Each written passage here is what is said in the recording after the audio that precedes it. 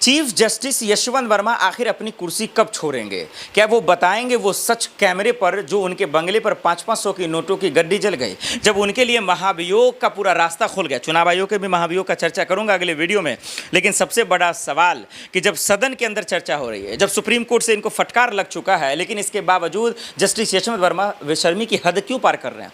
ये कुर्सी क्यों नहीं छोड़ रहा है? मुझे पता है कि जब महाभियोग से इनको जो है रास्ता मिल चुका है, महाभियोग से ये क्लियर हो चुका है कि इनको अपना पद छोड़ना पड़ेगा, इनको जो है दरअसल अपनी कुर्सी जिनसे सबसे ज़्यादा इनको मोहब्बत है वो उनको त्याग करना ही पड़ेगा। लेकिन ये बात जस्टिस यशवंत वर्मा नहीं समझ रहे। इनको लगता है कि हम बच जाएंगे, इनको लगता है कि कानून से ये बढ़कर है, इनको लगता है कि हम जो चाहेंगे वो कर सकते हैं, क्योंकि सुप्रीम कोर्ट में 14 से 15 वकीलों की फौज उतार दी भाई साहब ने। इनको लगा कि भाई कोई दिक्कत नहीं, हम लड़ लेंगे क्योंकि हम जज हैं। इलाहाबाद हाई कोर्ट के बार एसोसिएशन के वकीलों ने इनका विरोध किया, तमाम विपक्षी दलों ने विरोध किया, राष्ट्रपति महोदय के पास और प्रधानमंत्री महोदय के पास जो है दरअसल रिपोर्ट सौंप दिया गया। 3 जजों की रिपोर्ट तैयार हो गई, लेकिन इन जजों की बेशर्मी देखिए। बेशर्मी का आलम सिर्फ यहीं नहीं रुकता है, इनके बंगले पर जब 500-500 की नोटों की गद्दी जलती है तो इसके बाद कॉल रिकॉर्डिंग आते हैं, सीसीटीवी फुटेज आते हैं, इतना ही नहीं फोरेंसिक जाँच भी आता है, 3 जजों की टीम भी आती है, उसका रिपोर्ट भी आता है। और उसके बाद ये भाई साहब क्या कहते हैं? ये कहते हैं कि भाई ये रिपोर्ट जो है ये गलत है, ये हमारी छवि को ख़राब करने के लिए किया गया है। मतलब गजब कहानी है जस्टिस यशवंत वर्मा की। अरे महोदय, रिपोर्ट आ गया है, पूर्व सीजीआई खन्ना साहब ने ये बोला कि आप दोषी हैं, आपको इस्तीफा देना चाहिए, बर्खास्त होना चाहिए, लेकिन नहीं करेंगे ये। मतलब एकदम हद पार हो गया। उसके बाद मजबूरन पूर्व सीजीआई खन्ना साहब ने राष्ट्रपति महोदय जी को रिपोर्ट सौंपा और उसके बाद जो है महाभियोग लाने की कवायद शुरू हुई। लेकिन उसके बाद जरा देखिए, फिर उसके बाद जो है पूर्व उपराष्ट्रपति धनखड़ साहब का इस्तीफा होता है, उनको कुर्सी छोड़ना पड़ता है, हवाला भले ही कुछ और दिया जाता है, और उसके बाद महाभियोग की प्रक्रिया शुरू होती है। लेकिन उन्होंने अपने मन से कर दिया, इसलिए सरकार ने उन पर जो है कार्रवाई कर दी। लेकिन सच्चाई ये है, हकीकत ये है कि उसके बाद किरण रिजिजू, मैं यहाँ पर मोदी की मंत्री की तारीफ इसलिए करूँगा कि ऐसे जजों का स्कैम का पर्दाफाश होना। मोदी की मंत्री ने साफ शब्दों में किरण रिजिजू जी ने कहा कि घबराना नहीं है, टेंशन नहीं लेना है, महाभियोग तो आएगा। हालांकि वो आया, ओम बिरला जी की मौजूदगी में हुई, सांसदों ने इस पर सिग्नेचर किया, हस्ताक्षर किया, और उसके बाद जो है इन जज महोदय की जो है आंखों से जो है दरअसल आंसू गिरने इसलिए शुरू हो गए क्योंकि इनको पता चल गया कि अब कुर्सी छोड़ना पड़ेगा। इनको पता चल गया कि भाई साहब अब जो है चली जाए कुर्सी। तो अब मेरा ये मानना है, एक मेरा सलाह है जस्टिस यशवंत वर्मा को कि भाई साहब अब सच बोल दीजिए। अब जो आप लीपापोती कर रहे थे, जिस सच को छुपा रहे थे, 500-500 की नोटों की गड्डी जो जली वो किसकी थी, करोड़ों रुपए किसका था, पैसा उसमें क्या किसी नेता का हाथ था, किसी मंत्री का हाथ था, किसी विपक्ष का हाथ था? अब बोल दीजिए, नहीं तो आपको कोई माय का लाल बचा नहीं सकता है। देश का कानून एक वक्त के लिए कमज़ोर हो सकता है लेकिन मजबूर नहीं हो सकता। इस बात को जस्टिस यशवंत वर्मा को समझना चाहिए। लेकिन इन महोदय को लगा हम तो जज हैं, कोई हमारा कुर्सी छीन नहीं सकता, हम जो चाहेंगे वो कर लेंगे, इसलिए सुप्रीम कोर्ट ने मुंह पर तमाचा मार दिया, गिराने लगे, भागे दौड़े दौड़े। तो अब कहीं ना कहीं दर्शकों मैं आपको बता दूं, पार्लियामेंट सेशन चल रहा है, एक तरफ चुनाव आयोग में भी अब चुनाव आयोग के खिलाफ भी दरअसल महाभियोग की बात होनी शुरू हो गई है, और जस्टिस यशवंत वर्मा के खिलाफ तो आ ही गया है महाभियोग। तो जो प्रस्ताव था वो पास हो गया है, उनको क्लियर मिल गया है, हरी झंडी मिल गई है। सांसदों इनके खिलाफ है, ओम बिरला जी इनके खिलाफ है, सुप्रीम कोर्ट इनके खिलाफ है, मैं भी इनके खिलाफ हूँ, पूरा हिंदुस्तान इनके खिलाफ है। और यकीन मानिए कि ऐसे जज जेल में होंगे, ऐसे जज सलाखों के पीछे होंगे। इनकी कोई ज़रूरत नहीं है कि हिंदुस्तान की दहलीज पर मनमाना करें, और ऐसे जज अगर मनमाना करेंगे तो हम और आप जानते हैं कि कहीं ना कहीं जो है कानून के साथ नाइंसाफ़ी होगी, संविधान और लोकतंत्र के साथ नाइंसाफ़ी होगी।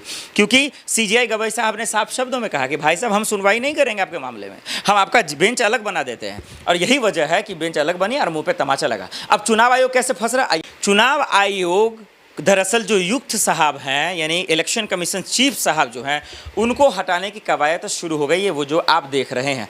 और उनको हटाया ही नहीं जाएगा, पूरी तरीके से कुर्सी छोड़ा जाएगा। पूरी चर्चाएं हो रही हैं, और क्यों हो रहा है? लगातार हम आपको रिपोर्ट दिखा रहे हैं एसआईआर के खिलाफ, वोट चोरी के खिलाफ, और किस तरीके से हो रहा है। हालांकि एसआईआर का मामला नहीं है, मैं कानूनी रूप से अगर आपको बता सकूं, अगर मैं आपको समझा सकूं, तो आप समझ पाएंगे कि एसआईआर का कानूनी तौर अलग है और जो महाभियोग लाने की बात हो रही है वो एक अलग कहानी है। तो जरा सा समझ लीजिए, इस वीडियो को शुरू से आखिर तक देखिए, ज़्यादा लंबा वीडियो नहीं, 2 से 3 मिनट का है, फिर आप समझ जाएंगे।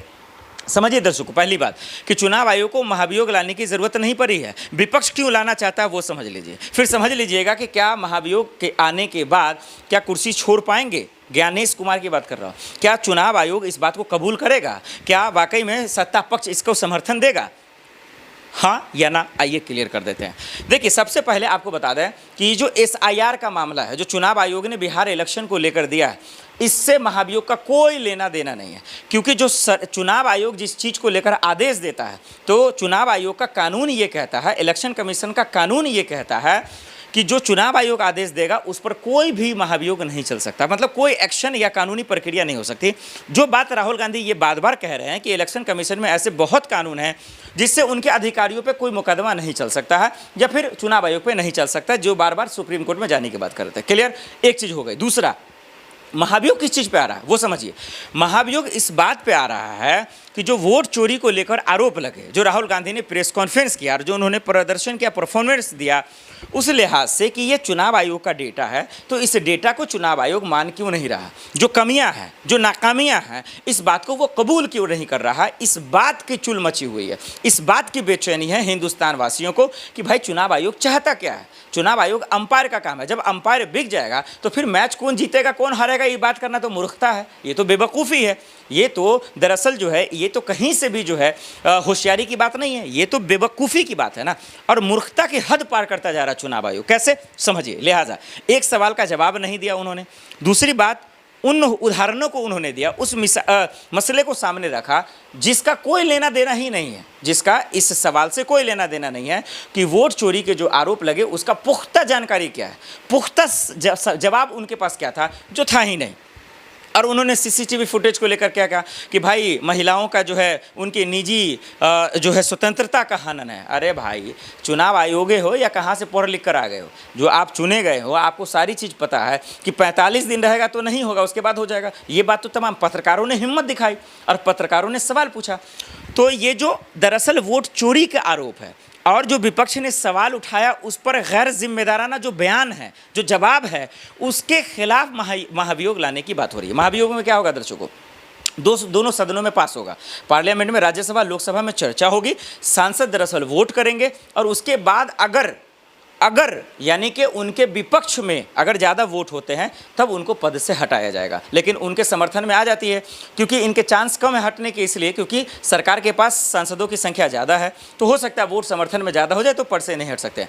लेकिन जो अभी माहौल चल रहा है, जैसा कि मैंने शुरुआत में कहा कि जेडीयू के सांसद, हालांकि वो एनडीए के साथ है, वो सरकार के साथ है, लेकिन फिर भी वो चुनाव आयोग के खिलाफ उन्होंने बयान दिया, तो हो सकता है कि कई ऐसे सांसद जो सरकार के साथ हैं, हो सकता है कि इनके खिलाफ वोट कर दें। और अगर ऐसा कर देते हैं तो फिर ज्ञानेश कुमार जी आपको बाय बाय टाटा करना पड़ेगा, कुर्सी छोड़ना पड़ेगा और चुपचाप जाके सो जाइए आप, क्योंकि आपके पास सवालों का जवाब नहीं है, विपक्ष के सवाल का जवाब आप नहीं दे रहे हैं, आप लड़ना चाहते हैं। हालांकि चुनाव आयोग का काम लड़ना नहीं है, चुनाव आयोग का काम है जो लड़ रहा है उसके मसले का हल देना। तो दोनों को महाभियोग चल रहा है, जस्टिस यशवंत वर्मा को भी लेकर, चीफ इलेक्शन कमीशन को लेकर। कौन जीतेगा कौन हारेगा, दर्शकों हमें कमेंट कर जरूर बताइएगा।